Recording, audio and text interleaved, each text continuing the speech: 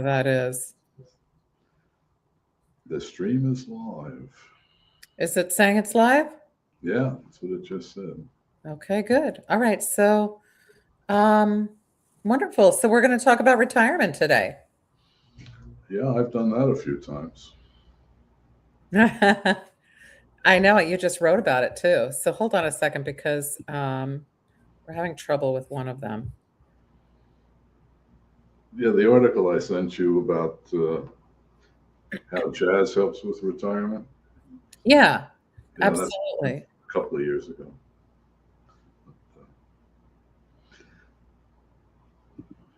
Okay, just a second.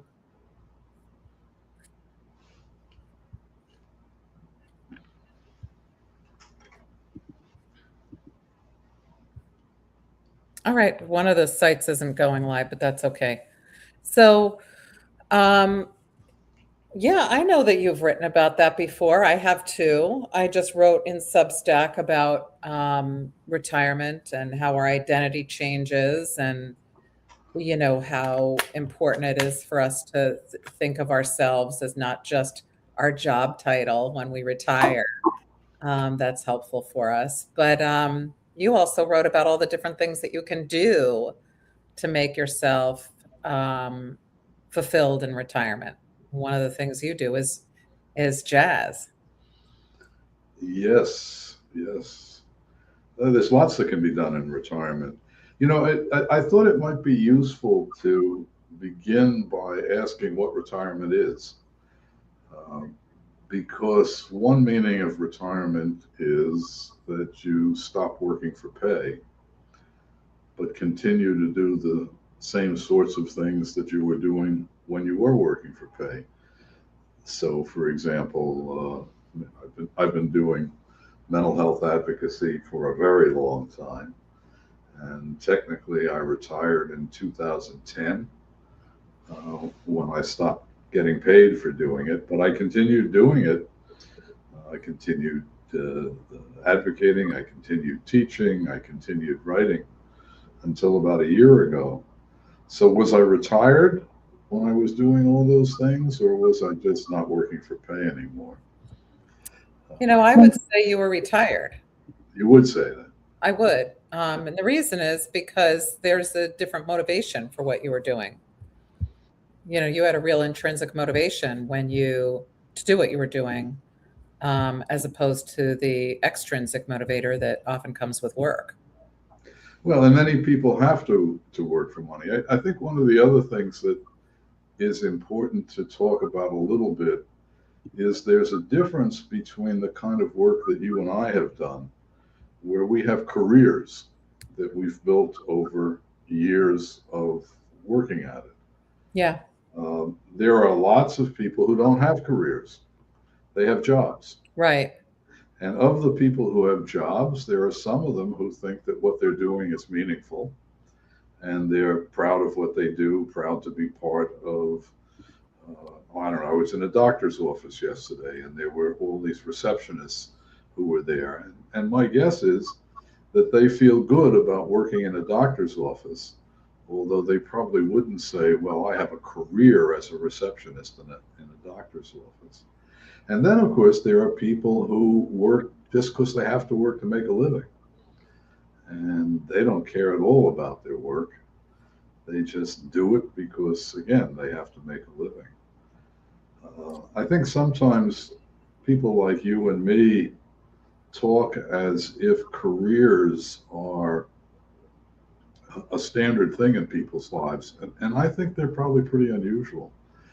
The guy who I've forgotten his name, who took over the Harvard study of Oh, Robert Waldinger. yeah, so he has different stages of development than Erickson did, but one of his stages of development is career consolidation.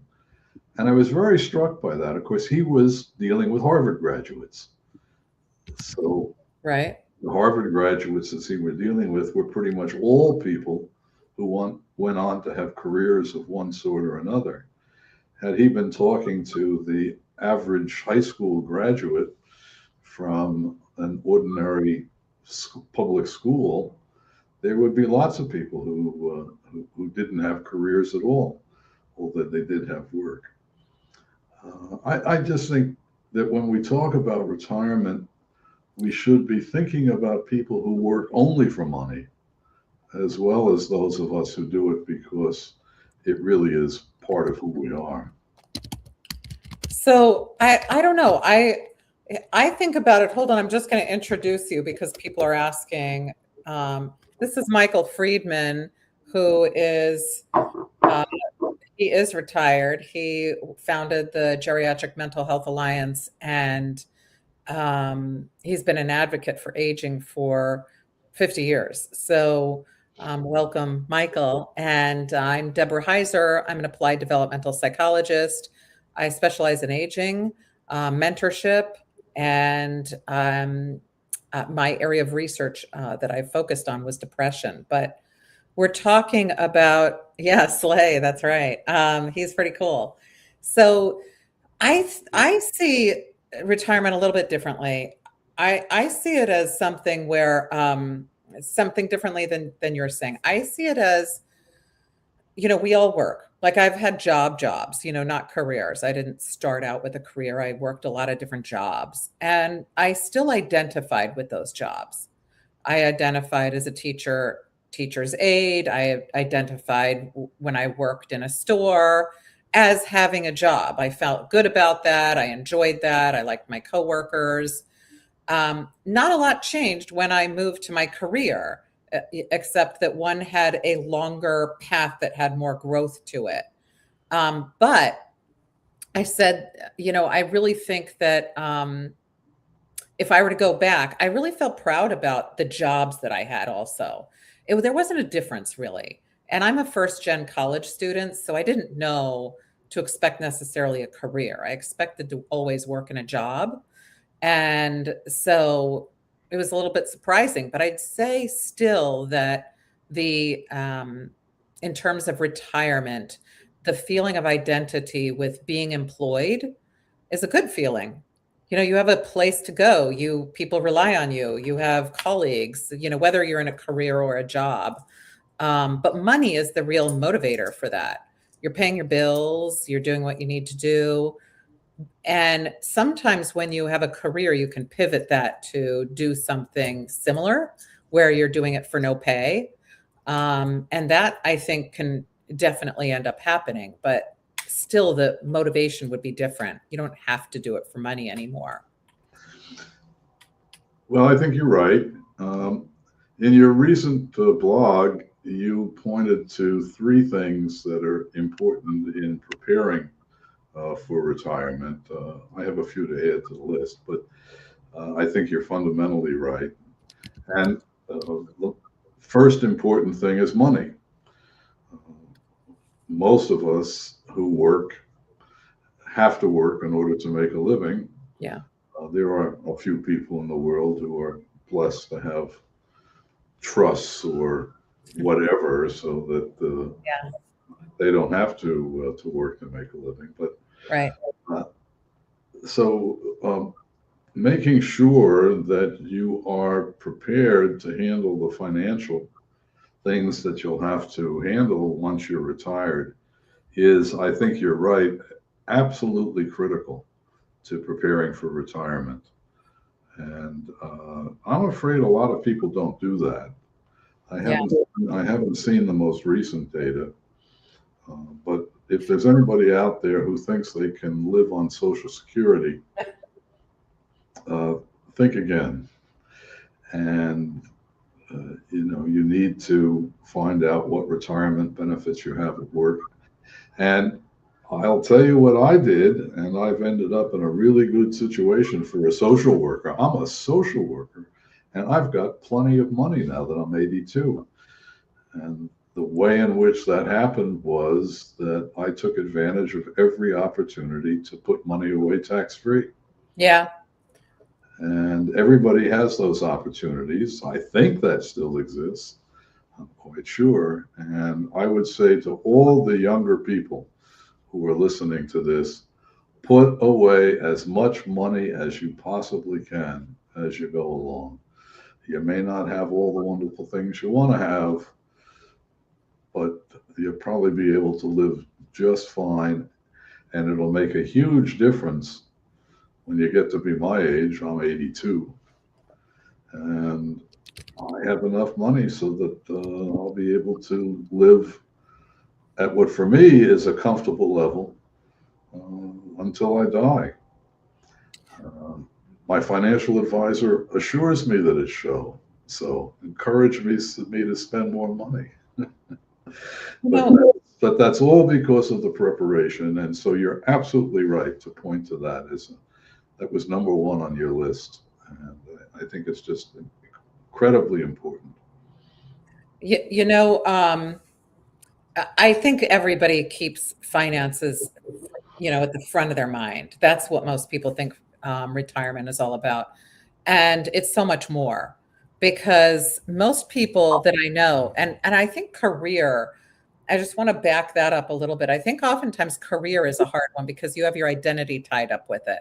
So if you're a lawyer, you might identify with being a lawyer. And when you leave that, you say, what's my identity? It's hard when you have a title.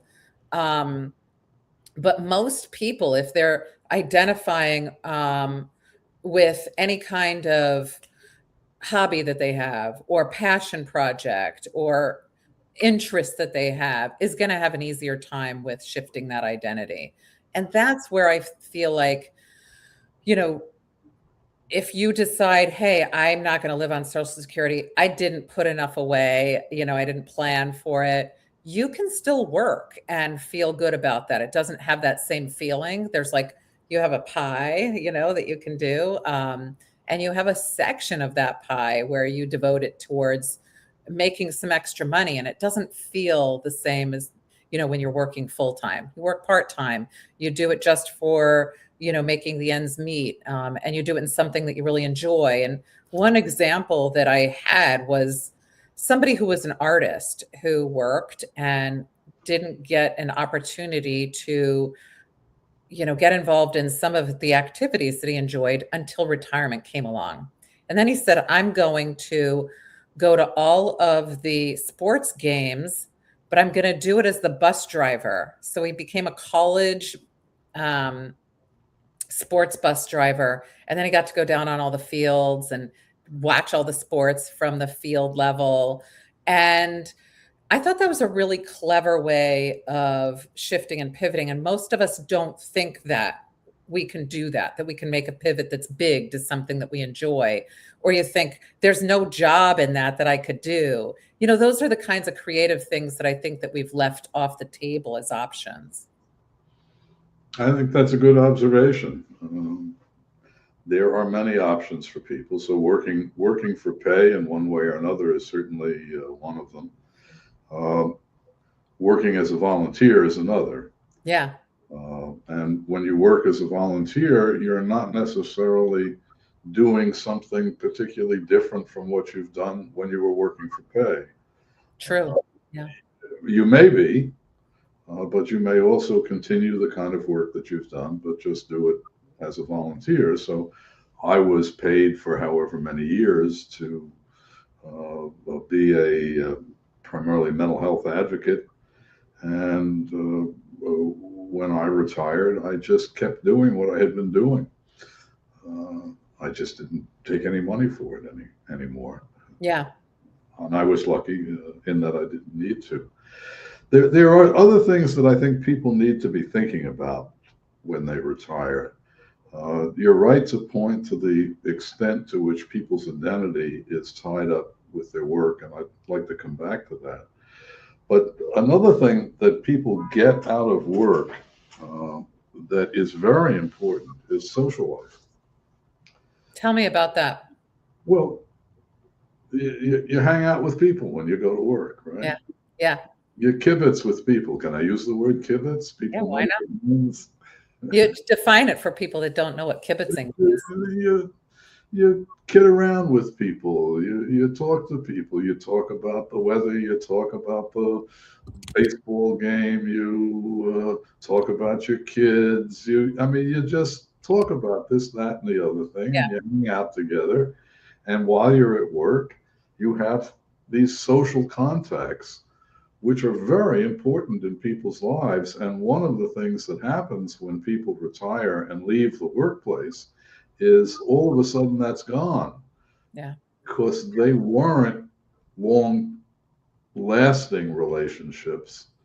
They were relationships of the moment. And those relationships of the moment are great fun.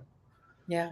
Some of them turn into real friendships, but there, there's so much that happens on the job that is simply social pleasure, uh, that it's important to think about. Well, I'm going to retire. I'm finally going to get out of that office, which I'm going to stop doing this job, which I'll be happy not to do anymore. Uh, but you're going to be leaving a lot of people behind. And where you're going to find people is something else that you really need to think about. So, yes, it's very important to plan to have enough money. It's also important to give some thought to, well, who am I going to hang out with? Right. Am I going to sit home alone all day? No. And you know, and there are an awful lot of people who end up hanging out at bars because they've got no other place to go. They've got no other connections with people.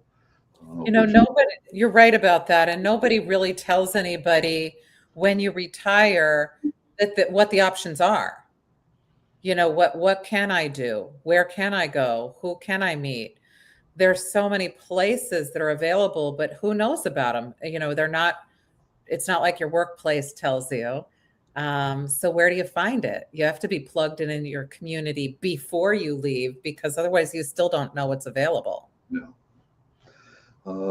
I think in most communities there are departments of aging which are sources of information about where you can connect. I think there are a number of places to turn fairly naturally for those people who are involved with a religion. Obviously, their house of worship can be an important place to connect with people. For people who are interested in politics, political life goes on at all ages, and there's plenty for older people to do as part of the political process. There are all sorts of volunteer roles that you can take on, which are not only a way of dealing with the issue of identity that you were talking about before, but they are ways of connecting with people. And I would emphasize that having connections with people is absolutely essential to being able to enjoy life when you're retired. I agree 100% with you. People who even make mid-career pivots, some people will have, time off from a job that they didn't plan on. So those can feel somewhat like retirement in many ways, but it's the connections that if you make the connections, the rest will fall in place. And I put some ideas in the chat here, like house of worship, community ed, library. Somebody put in, Eric put in fish every day, fishing. You mentioned the Department of Aging and communities. Those are all places that you can go to get plugged in. Besides that, though, and if you are able to pursue a hobby that you enjoy that's outside of it, like a lot of people love animals, so you can get connected with, the animal shelters in your area. You can get connected with, groups that love to fish or golf or do whatever it is that you enjoy. Those are areas where you're also going to meet your connections. So it's trying all of those. It's you know getting any exposure to any of them, saying this is not for me, this is for me. You have to try them all to see which ones work for you. Well, I think that your mention of hobbies is very important. Uh, so, as you know, I had the good fortune to have two hobbies over Yeah. the course of my lifetime: playing jazz and photography. And now I have developed a new identity. I'm a jazz photographer, and I've become the house photographer for the major jazz club here in Baltimore. Uh, fortunately, I had jazz before I retired. Yeah. And, And photography, you had photography as well, and because photography as you well. were That's into right. photography decades ago and so good at it. And and so I was able to bring those together. I had I got together recently with a friend of mine who is a man of enormous achievement, enormous. I mean, it's national, international uh, player in the world of science. Uh, but he never had any hobbies. And at this Yeah. point, he's just turned 82 like me. And at this point, he's saying, well, I'm doing less of what I used to do. He has continued to be an important player in the field of science, even after he retired. Um, but he's now thinking, well, what else? And he doesn't have hobbies. So it's hard for him to find something Yeah. to do. So again, I would encourage people to pay attention to what you said about the importance of having hobbies that can turn into a new life It's and funny. a new identity. Yeah, that's right. It's like a shift. It's funny because I met with a woman years ago, and I was called in because she was having trouble downsizing and with retirement. And she was a teacher, and she was really worried about her new role. What was her identity? She had been a teacher for so many decades. And I was in her home and I looked around and I said, wow, look at all this beautiful artwork here. And she said, oh, I made all of that. And I said, wow, you never told me you were a painter or an artist. And she said, I'm not. I just did those.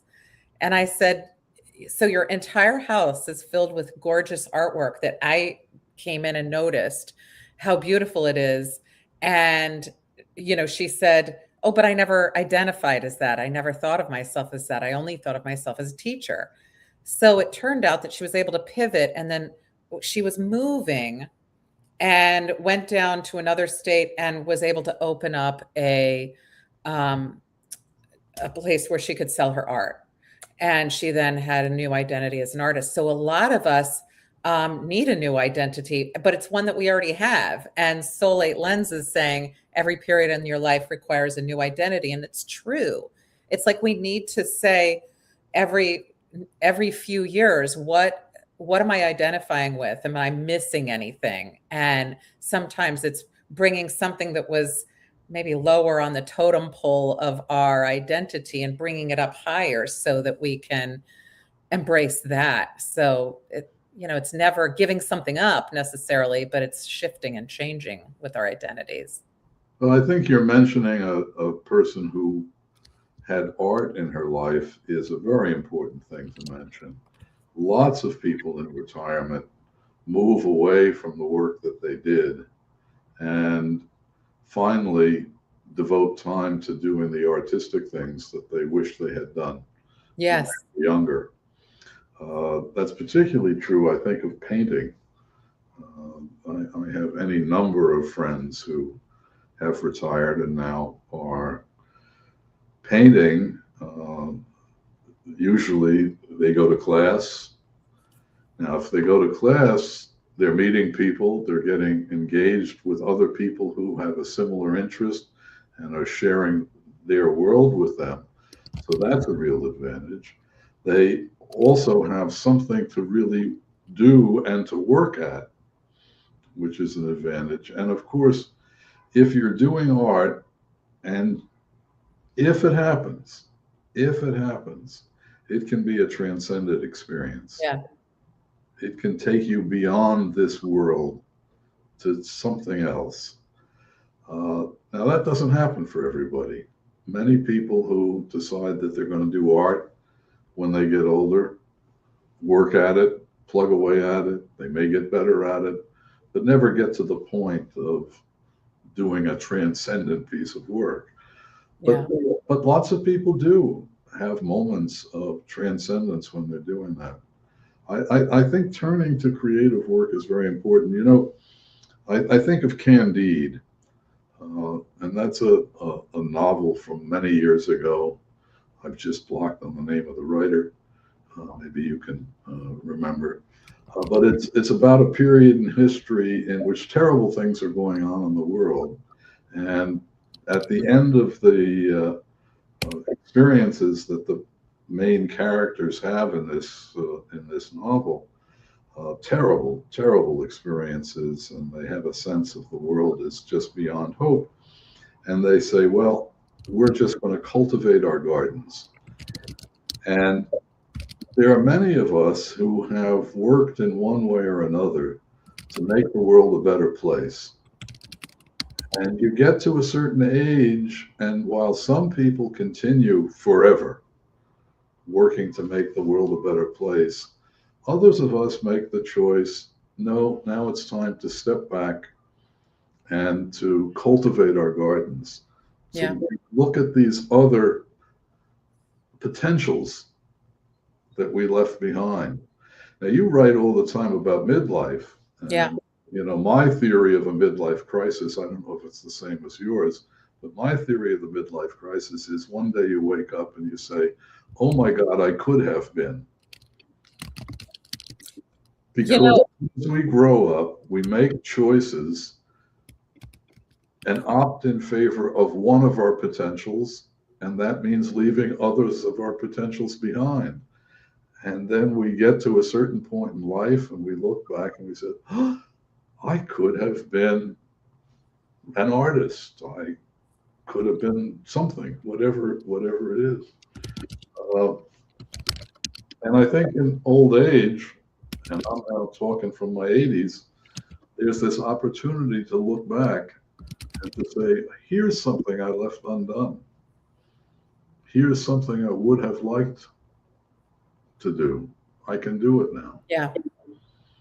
Yeah, that happens all the time. It's interesting. You said art, but music is another thing. And I thought people who did music would be the only people who would try music in retirement. But I play pickleball. Someone mentioned pickleball in the chat, and I play pickleball. And one of the people I play with is just recently retired.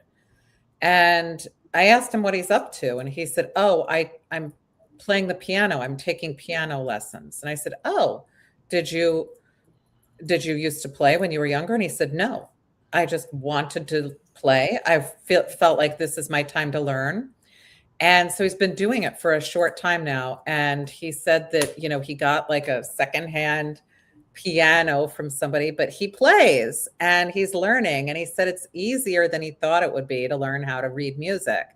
And, so he can play it. And I thought, wow, that's really cool, because I think a lot of people think you're done if you haven't tried it before. You can't pick up an art, you can't pick up music, you can't pick up something creative if you didn't ever do it, if you weren't exposed to it when you were younger. And he was living proof that you can. Yep, some people do. I think it's particularly hard to do with music. I say that as a musician. If I had to start over again, I think about did your kids play piano or play an instrument when they were little? Briefly, they played. No, I should just say no. I mean, they were exposed to it, but they didn't play it. They were good at it, but they didn't. Anybody who's listening to this who has kids who have learned to play an instrument know what they go through to learn to play it. It is so difficult in the beginning, and they play so badly, and it's so awful to listen to. And when you're a kid, you don't realize quite how terrible you are. But when you're a grown-up person and you've been listening to music and you can hear what you're doing compared to what the people you listen to are doing, you say, oh my God, this is really impossible. But of course, you're quite right. There are people who, despite that, learn to play the piano or learn to play other instruments. Yeah. All forms of art people take up, it's and whether they did it when they were young or not. And I think that one of the cool things that they started was when they had the paint and sip um, Uh-huh. pop-up art places where people could go in with absolutely no exposure to art and in 2 hours, be with a group of people and paint or do things like that. So there are all of these creative things that are popping up that people are embracing now because, there isn't the idea that you have to be good at it. You can just try it and see how it goes. Um, yes, yes, and that actually is, I think, an interesting issue. How good do you have to be at something? Yeah. And I think that varies from individual to individual. So I happen to be the sort of person who wants to keep getting better at things. So I work at it in the hopes of getting better. Yeah. But there are other people who are just perfectly satisfied to be able to do what they do. Yeah. And they don't feel any desire to develop greater expertise, to polish their skills. And both are perfectly good ways to live in retirement. Yeah, I agree. There are just so many opportunities. And someone just mentioned in here that music and math are both things that come with your brain growing in ways they don't without them. It doesn't exclude you from it older, but learning when your brain is still more plastic has benefits for sure. Like if you got exposed to things when you're young, it's going to be much easier to do it when you're older. And you might even get more enjoyment from it in that way. But I think also if you aren't looking to have an outcome, um, you might end up really enjoying it, even if you don't get to become a Picasso or you don't become, a world-class musician. So let me go back a step in talking about retirement. I had mentioned that when you leave your job, you leave a social life behind. We've been talking about Mhm. leaving an identity behind and how you shape a different identity. I would just add on the identity issue. Many people have the identity of I used to be. Oh, you're right. I used to be a social You're worker, right.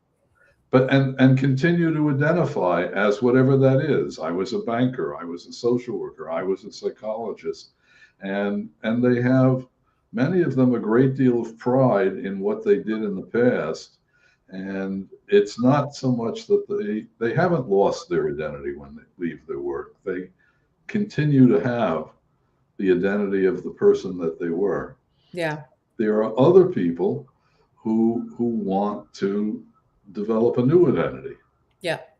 And it's important for them to do that. And it's important to understand I'm 82 years old. I'm going to be 83 years old. I have a new life. I'm Yeah. a social worker who's become, a, if I do say so myself, a very good jazz photographer.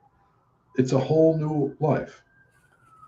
Uh, and people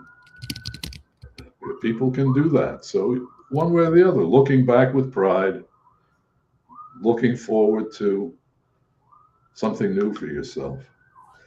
But I just, and I started to say, let's go back a step. One of the things that you leave behind when you leave work is structure. Yes. And that's an important thing. So most of us are not real good at structuring ourselves.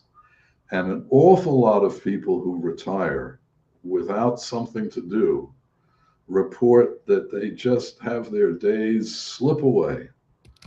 They don't know what happened. I got up, I had a cup of coffee, I read the newspaper. Well, then it was time for lunch. And after lunch, I was feeling a little tired, so I took a nap. And I woke up, and then it was time for a drink. And then it was time for Yeah. dinner. And then it was time to watch television.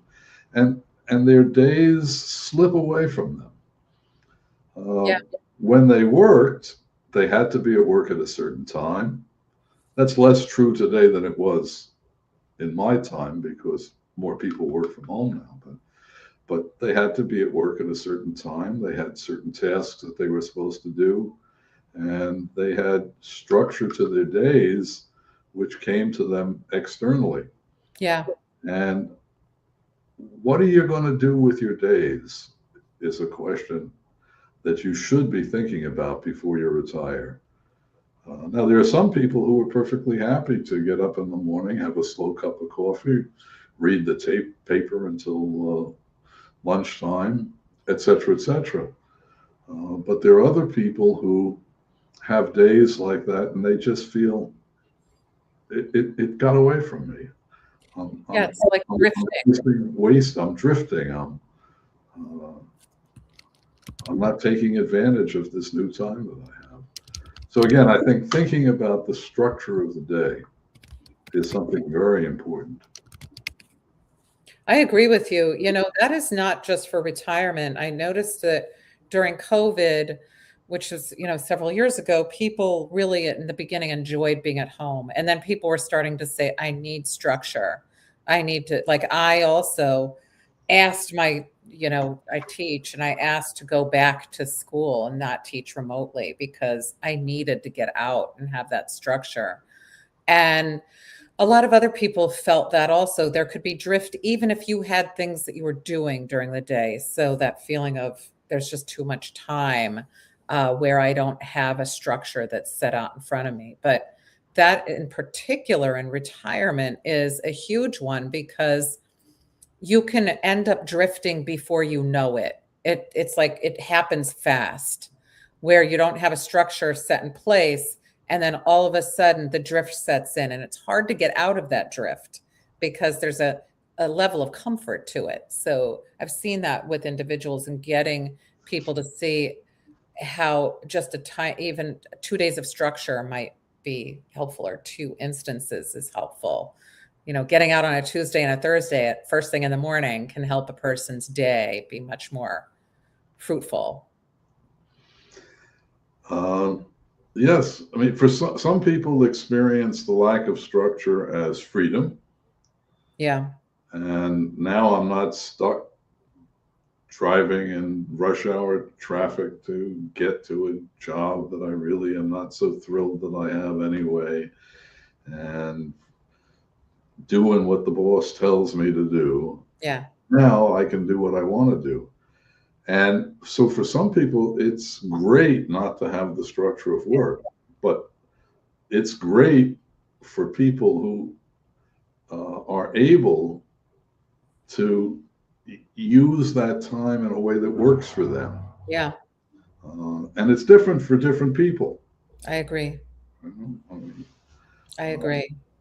There is no one-stop shop for retirement.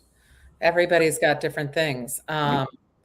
Everybody has, the idea that they're going to move forward with and their idea of what a great retirement looks like. And, that's different for everybody. But it's hard sometimes to match what your idea of what retirement will feel like when you're really there. Sometimes that's a surprise for people. For the most part, people retire or they go through transitions and it's fine.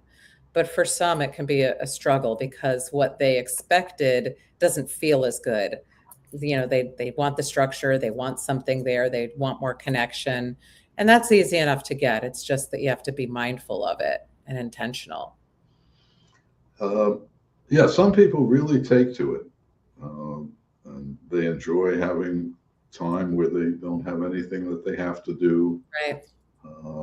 It doesn't trouble them at all that they don't have a sense of importance or purpose about what they're doing, but just that they're living to satisfy themselves and they're happy reading books or watching television, going out with their friends for lunch and for drinks and so forth.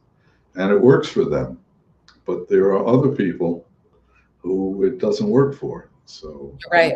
I said at the beginning of the show, I've failed at several retirements. My wife, where she's still alive, would absolutely agree with that because she was able to retire and enjoy life. When I retired, I felt still the same need to make a contribution to the world, to do things that are productive and to work at self-improvement and so forth. Now, that's my nature. I'm not saying it's not right. it is my nature. And my wife's nature was different, and she had a lovely retirement, and I had a totally different kind of retirement. She would say that I never really retired, but I don't think you did ever really retire, but that's what is okay about retirement. yeah. It's really just a word that we put a lot of weight on. So one other thing I want to mention while we still have time, and that is that not only is work a source of identity, it's a very important source of self-esteem. Oh, absolutely. You're right So, about that. so even if, I said at the beginning, there are some people who just have jobs, but their jobs are often a source of self-esteem, if only because they're supporting themselves and they're supporting their families. Yeah. Uh, and they take pride in the fact that they are working, that they're earning a living, that they're supporting a family, that they're being good mothers and fathers, uh, that they're leading good lives. Um, and of course, then there are other sources of self-esteem. For some people, self-esteem means more having a feeling of being an important person in the world. And I'm sure you know plenty of people for whom it's really important that they feel like they are important people in the world. Yeah. And there are other people who don't care. Right. Everybody's different. Yeah. We have a comment for you. Somebody said, LOL, that's funny. Failed at multiple retirements. Totally understandable too. More freedom over your output, I'm thinking, hoping, if you've come from the traditional job setup. So, Yeah. yeah. So you I'm have, not, yeah. I've been very lucky. Uh, I'm not sure how to respond to that exactly. Uh, but I've been very lucky. I've had a career that was a career of my own choosing and my own making, more or less. And I've um, been able to do things which are satisfying for me, which I feel make something of a contribution to the world. I've never felt that I've made enough of a contribution. That's another comment on my character. Uh, but I feel like I've made some contribution, and that I can continue to do that. So I feel very lucky. As we got into this whole thing, because I write a blog from the standpoint of being over 80, in which I emphasize that life gets pretty tough as you get older. yeah. There's all sorts of physical and mental issues and personal losses that you experience, and the older you get, the more it happens. So when you get to be my age, there's lots to cope with. But that said, man, I've got a good life. That's great to hear. And I've always seen you having a good life. You've always enjoyed your life, which is nice. Um, I don't see much of a change, you being retired, um, from when, a few decades ago when you were working and working, doing a lot. So, you know what it is? You've always been super busy. You're Super busy. You always and you're super social.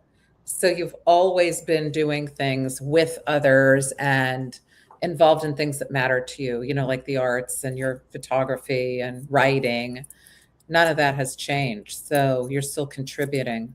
And I think that's great. It feels to me, I don't know, I'm speaking by what I see, but it feels to me like your transition was one where you just sort of stepped over a line, I'm working, now I'm not, and then just continued on and Yeah, it little bit was a of joy. significant change when I stopped working for pay. And that was not easy for me. because even though I had accumulated enough through the savings that I had done earlier in life to be able to live without working for pay, and I had earned it. Yeah.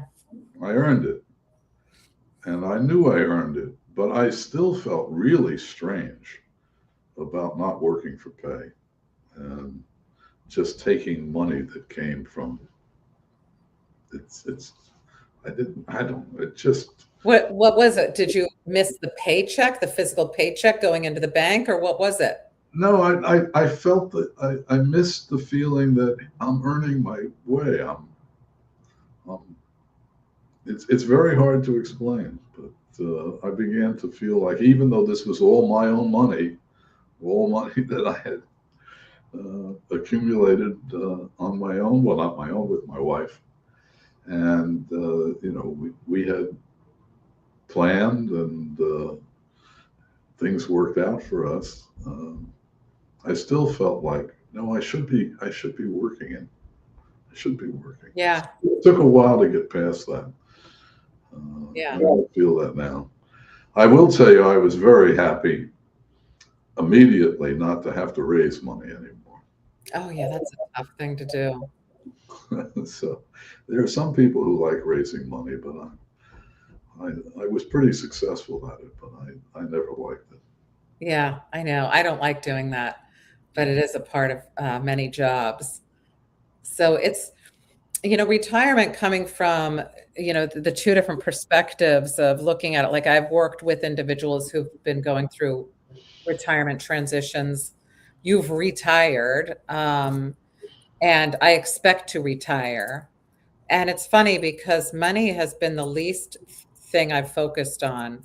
I don't really put, it's not that I'm not preparing, but I don't put as much weight on that. And I really thought that I would by my age, because I'm late 50s, that I would have put more there.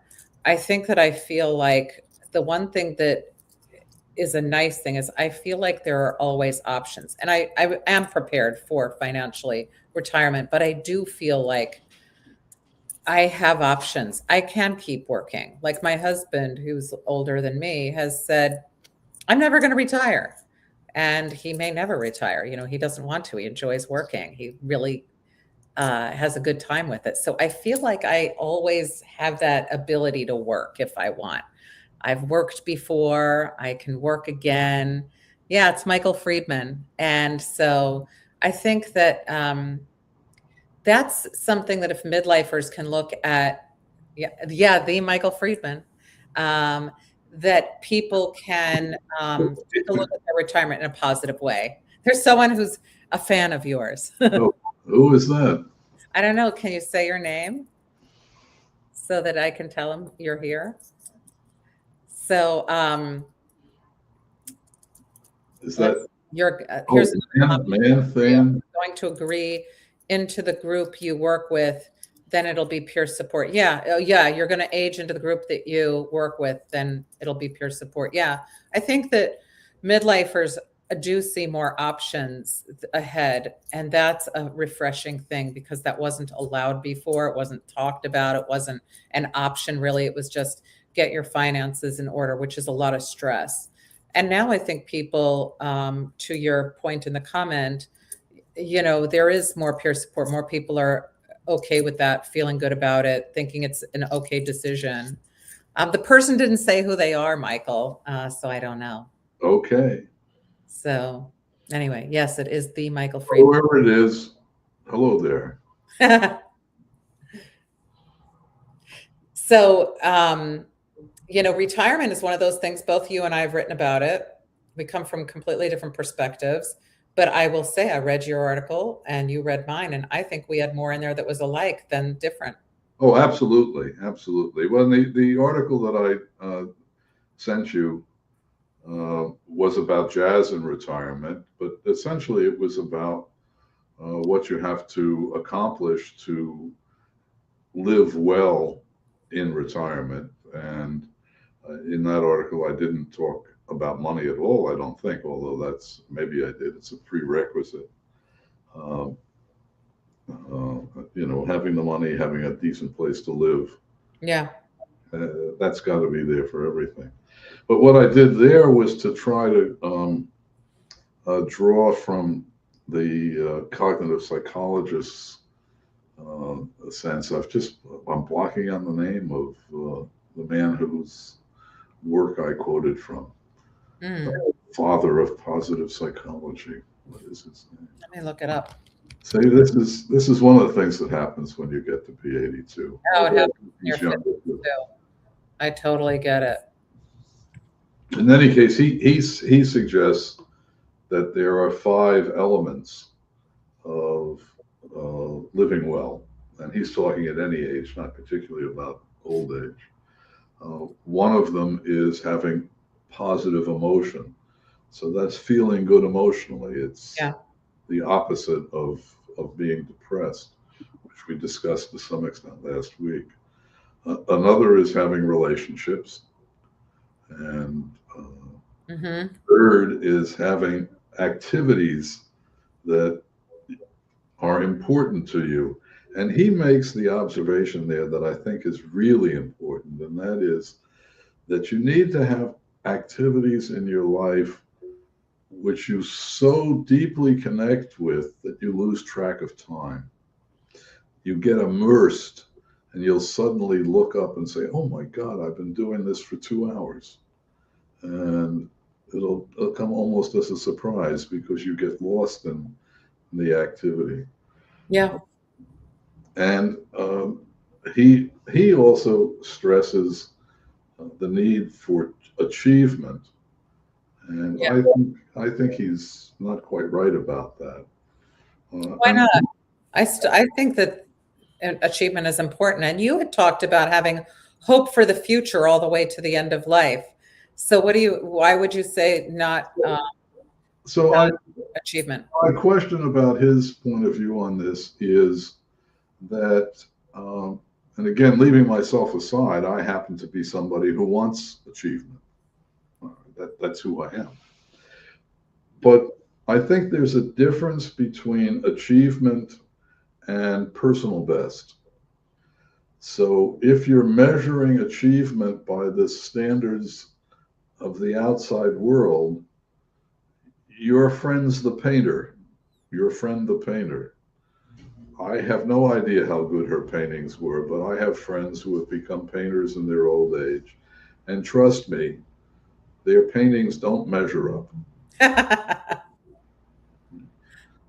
So They're having a good time. you're thinking about then, so that like if you look at Dave McClellan's achievement, motivation or his motivations, he looked at different motivations, and one was achievement, right? Where you are looking to just do better than you did before. Well, it That's depends again. Then it depends maybe on. they had high achievement motivation and we're just doing better than they did before. Well, I think those are different. Yeah. I think having high achievement is not the same thing as doing better than you did before. So for our friends, the painters, who are working hard and whose ability is getting better over time, I think that's important and it probably gives them a great deal of satisfaction.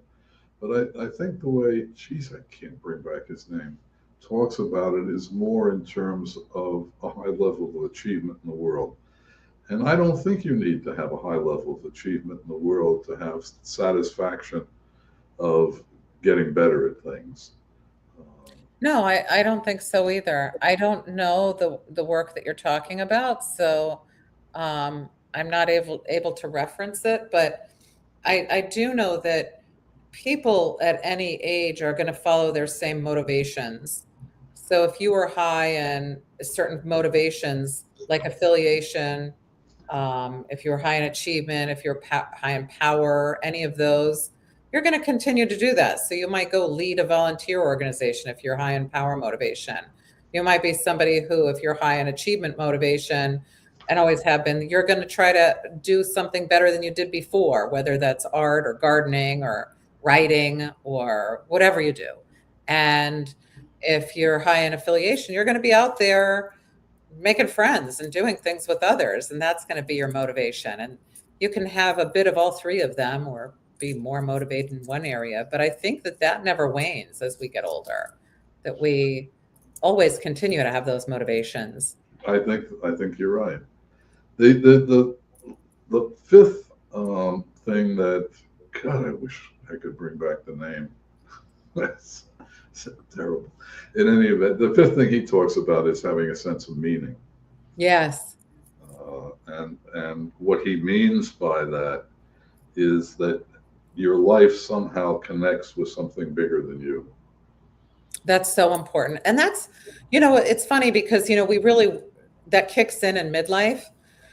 But I think that it could kick in earlier for us if we, were able to sort of get the idea of how we are a part of the bigger world. But in midlife, that kicks in and it never goes away. That does not wane with age. The need to have meaning, the need to matter, the need to, you know, say everything I did had some meaning to it, or that what I will do will have meaning also. I think it's a complicated concept that is often treated too simplistically. People often identify, particularly in the psychological literature, they identify meaning and purpose. I don't think they're the same thing. I think purpose is one type of meaning. Uh, but I think that for people who have a spiritual nature, the sense of meaning is a sense of transcendence, a sense Yeah. of connection with a larger universe. Uh, Maybe it's a connection with a divine being, whether it's God or Mhm. Allah or whatever your religion gives you. But these are ways of finding meaning in life. These spiritual opportunities that there are in life are very important. Uh, and that's not the same thing as saying religion, I agree with you.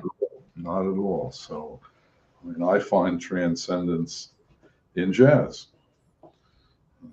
You know, Meaning is something that is more abstract than, when most people say that they want to be, that they want to have purpose. Purpose is, and there's an action with that. And you don't have to have an action with meaning. It can be you feeling something or experiencing something without having an action attached to it.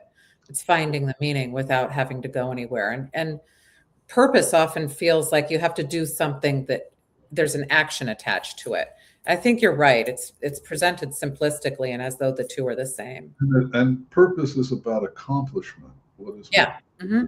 Yeah. There's like an action, something you're doing. it's very Western. Hmm. So if we were Buddhists, our aspiration might be for nirvana.